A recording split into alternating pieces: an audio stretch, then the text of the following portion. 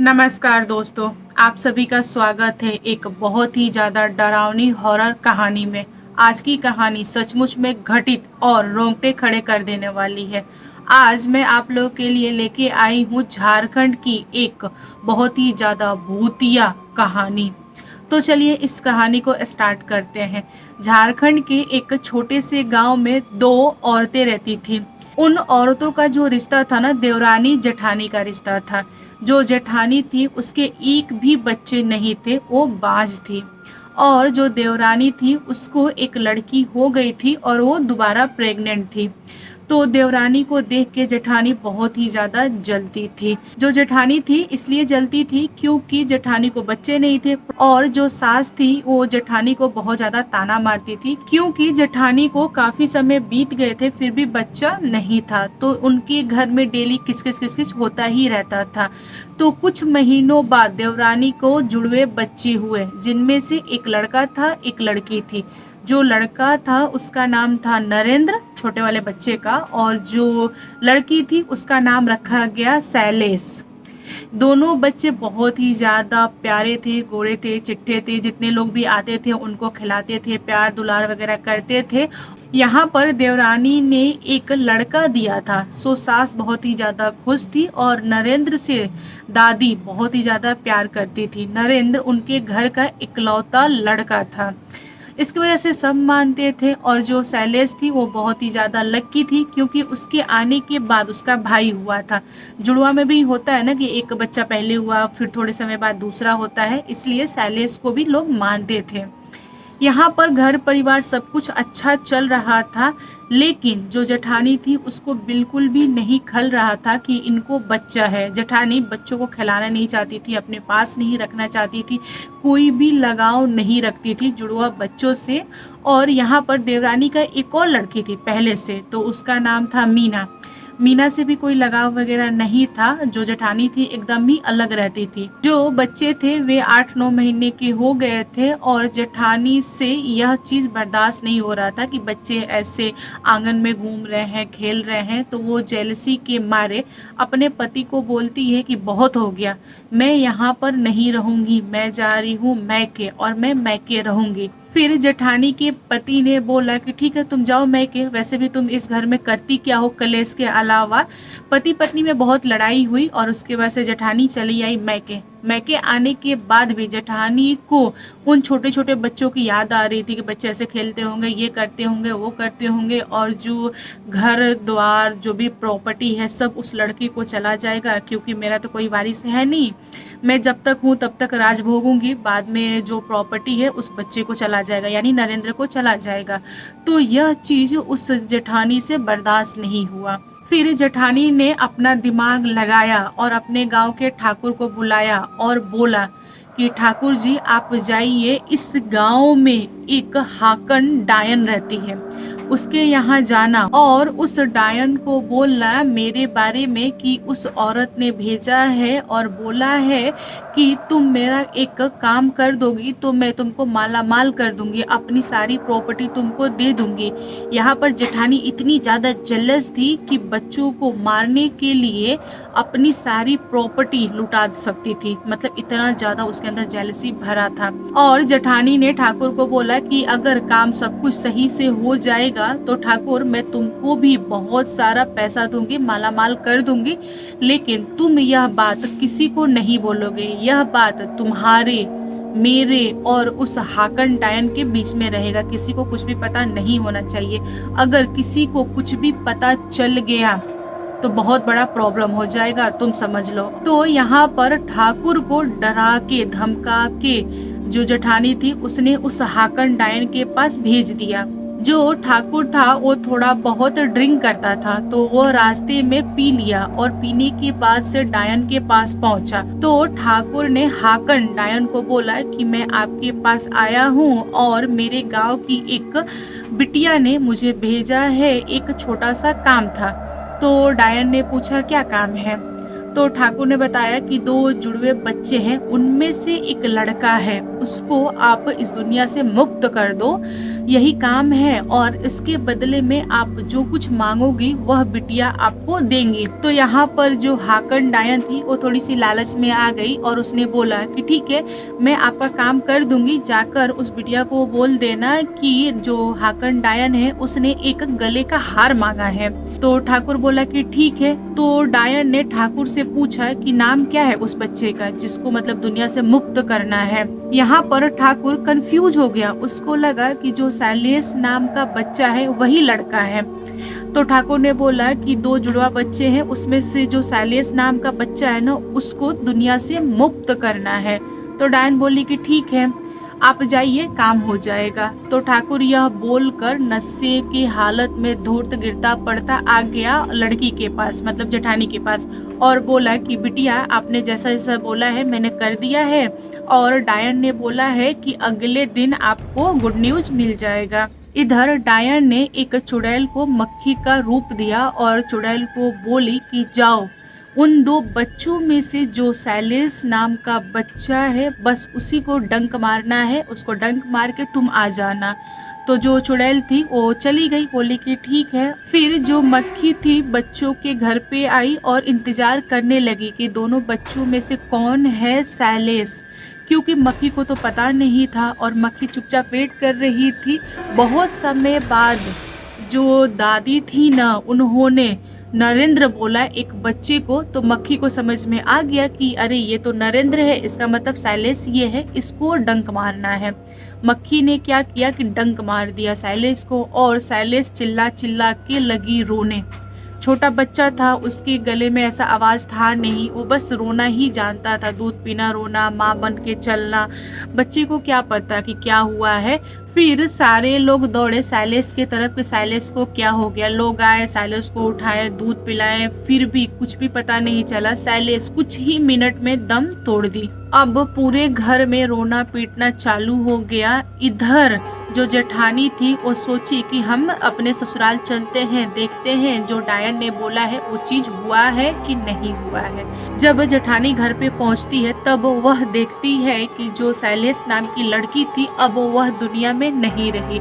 इधर जेठानी ने अपना सर पकड़ लिया, बोला कि भाई साहब मारना नरेंद्र को था और मरा कौन। इधर उसका भी सर घूम गया और वो बहुत ही ज़्यादा गुस्से में थी, लेकिन फिर भी समाज को दिखावा कर रही थी कि हमको बहुत ही ज़्यादा अफसोस है।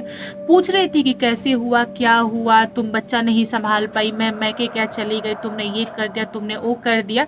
मतलब एक होता ना भवंडर बनाना, उन्होंने भवंडर बना दिया। फिर जेठानी मन ही मन बहुत ही ज़्यादा गुस्से में थी और कुछ दिनों के बाद से ठाकुर आया जेठानी के पास और बोला कि बिटिया जो हाकन डायन है वह हार का डिमांड की है, तुम हार दे दो।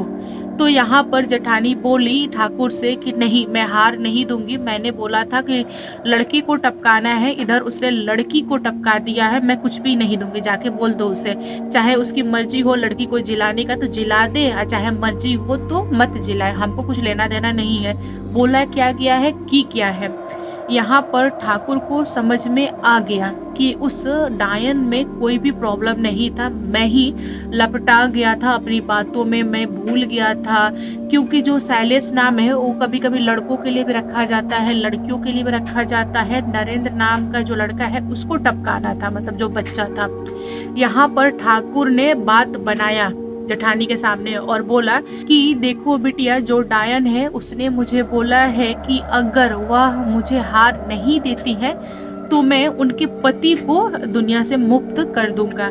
यहाँ पर पति को मारने का जब उन्होंने सुना ना, मतलब जेठानी ने, तो उनकी आंखें भर गई। उन्होंने बोला कि हार इम्पोर्टेंट नहीं है, मेरा पति इम्पोर्टेंट है। एक काम करो, तुम हार ले जाओ, उस डायन को दे दो और बोल दो कि मेरा पीछा छोड़ दे, मुझे अब कुछ भी नहीं करवाना, जो होना था सो हो गया। यहाँ पर जेठानी थोड़ी सी शांत हुई और अपना हार उठाकर ठाकुर को दे दी। जो ठाकुर था वो भी डरती हुए हाकन डायन के पास पहुंचा और डायन को हार दे दिया। यहाँ पर सब कुछ सही हो गया। धीरे धीरे लोग सैलेस को भूलने लगे। जो नरेंद्र था वह छोटा बच्चा था, वो भी धीरे धीरे बड़ा होने लगा। दोस्तों, नरेंद्र में एक प्रॉब्लम था, नरेंद्र जब अपनी माँ के पास रहता था, यानी माँ के गोद में रहता था, तो शांत रहता था। खाना पीना, सोना बैठना रहना सब कुछ सही था। लेकिन माँ बच्चे को छोड़ के कुछ समय के लिए हट जाए तो नरेंद्र को बुखार चढ़ जाता था। मतलब उसकी जो आंखें थी पीली हो जाती थी, रो रो के उसका हाल बेहाल हो जाता था, बहुत प्रॉब्लम था। फिर लोगों ने ऐसे एडवाइस किया देवरानी को कि एक काम करो, तुम अपने बच्चे को अपने पास रखो, कभी भी अलग मत करो।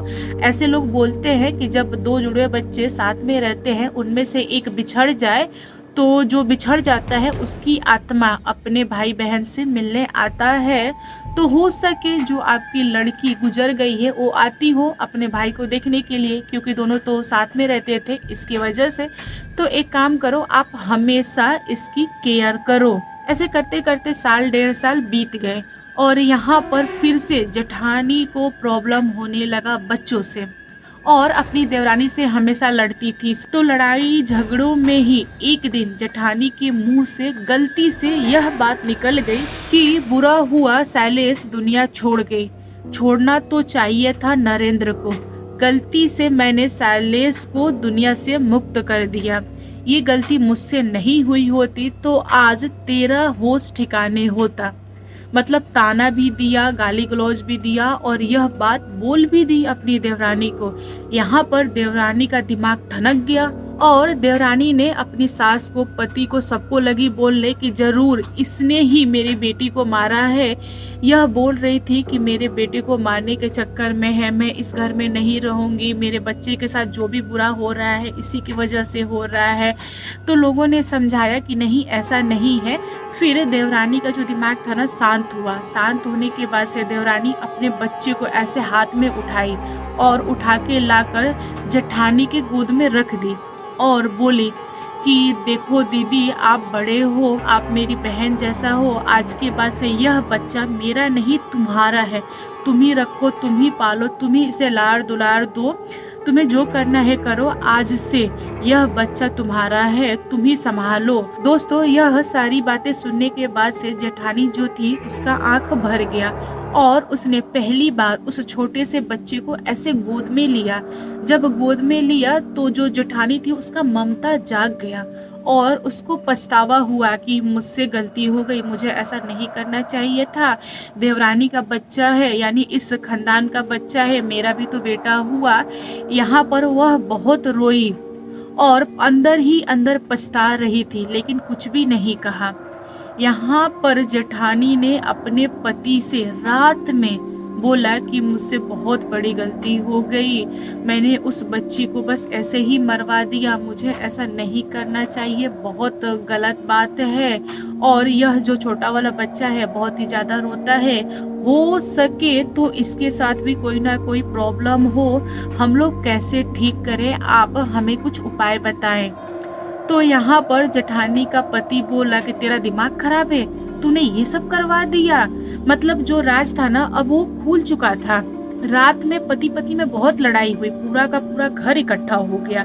तो यह बात पूरे घर वालों को पता चल गई कि जेठानी ने यह सारा का सारा कांड करवाया है। तो यहाँ पर जो देवरानी थी पैरों में गिर गई जेठानी के और बोली कि दीदी प्लीज उस डायन के पास ले चलो मेरे बच्चे को और उसको बोलो कि मेरे इस वाले बच्चे को वह ठीक कर दे। फिर सारे लोग मिलके हाकन डायन के पास पहुंचे और बोले कि प्लीज हमें माफ कर दीजिए, हमसे गलती हो गया, आपको एक और हार हम देंगे, बस आप मेरे बच्चे को ठीक कर दीजिए। तो यहाँ पर हाकन डायन भी पिघल गई और बोली कि ठीक है, मुझे हार नहीं चाहिए, आप लोग का रोना धोना ही काफ़ी है। हाँ हूँ मैं डायन, बट मेरे अंदर वो शक्तियाँ हैं कि मैं बच्चे को ठीक कर सकती हूँ। फिर डायन ने मंत्र वगैरह पढ़ा और उस छोटे से बच्चे यानी नरेंद्र को ठीक किया। फिर डायन ने सबको बताया कि जो नरेंद्र था उसकी बहन हमेशा उसके साथ रहती थी, खेलती थी तो ये लड़का खुश रहता था। जैसे ही माँ इधर उधर हो जाती थी फिर दोनों बच्चों आपस में लड़ लेते थे। जब लड़ते थे तो ये वाला जो बच्चा है ना कमजोर पड़ जाता था, यानी नरेंद्र कमजोर हो जाता था, तो जो शैलेश थी वो मार देती थी, इसलिए यह बच्चा रोता था। और कोई बात नहीं है, आज से मैं शैलेश के आत्मा को कैद कर लेती हूँ, जाओ तुम्हारा बच्चा मुक्त है। और यह ठीक है, कभी भी इसको कुछ भी प्रॉब्लम नहीं होगा। तुम लोग बस इसका ध्यान रखना, बाकी सब कुछ सही है। फिर सारे लोगों ने डायन को शुक्रिया बोला और बोला कि आगे से ऐसा कभी भी हम लोग गलती नहीं करेंगे। आप बहुत अच्छी हैं कि आपने मेरे इस बच्चे को ठीक कर दिया, पहले क्या हुआ उसको तो हम सुधार नहीं पाएंगे। और यहाँ पर जेठानी ने पूरे घर वालों से हाथ जोड़कर माफ़ी मांगा और अपनी देवरानी के चरणों में गिर गई और बोली कि मुझसे बहुत बड़ी गलती हो गई, तुम मुझे माफ़ कर दो। यहाँ पर घर वालों ने माफ़ कर दिया, थोड़ा समय लगा बट माफ़ कर दिया, क्योंकि यह गलती ना जेलसी के कारण हुई थी और यह चीज़ होना नहीं चाहिए था। और दोस्तों, मैं आखिरी में आप लोगों को यह बताना चाहूँगी कि हाकन डायन क्या होती हैं। हाकन डायन गांव में उन औरतों को बोला जाता है जो लोग डायन विद्या कुछ ज़्यादा जानती हैं। मतलब डायन विद्या का जो अंतिम लेवल होता है ना, वो भी उनको पता होता है कि कैसे हम मतलब मंत्र वगैरह पढ़ सकते हैं, कैसे इंसान को मार सकते हैं और उसके बाद कैसे उस इंसान को हम जिला भी सकते हैं। मतलब एक इंसान के अंदर दो चीजें होती हैं, उसको बोलते हैं हाकन डायन, मारने की कला, जिलाने की कला। तो गांव में यह चीज बहुत ही ज्यादा फेमस है और ये जो डायन होती हैं बहुत ही रेयर होती हैं, क्योंकि सब हाकन डायन नहीं बन सकती। डायन तो नॉर्मली मिल भी जाएंगे बट हाकन नहीं मिलेंगे। हाकन बनने में बहुत समय लगता है, बहुत सारी चीजें सीखनी पड़ती है, बहुत सारा प्रोसेस है। और मुझे पता है कि हाकन डायन कैसे बनते हैं, उनका प्रोसेस क्या है। मैं इन सारी चीज़ों को डीप में भी जानती हूँ, कभी और मैं आप लोगों के साथ शेयर करूँगी। इस वीडियो में शेयर नहीं कर सकती क्योंकि यह वीडियो ऑलरेडी बड़ा हो चुका है। ओके, तो मिलते हैं आप लोगों से एक नए वीडियो में मस्त वाली स्टोरी के साथ। यह कहानी कैसी लगी कमेंट करके बताइएगा। वीडियो पसंद आए तो लाइक एंड शेयर कीजिएगा। और हाँ, आप लोगों के पास इसी तरह की कोई और अच्छी भूतिया कहानी हो तो आप लोग मुझे इंस्टाग्राम पे लिख के भेज सकते हैं। Thank you, bye bye, सारंगे।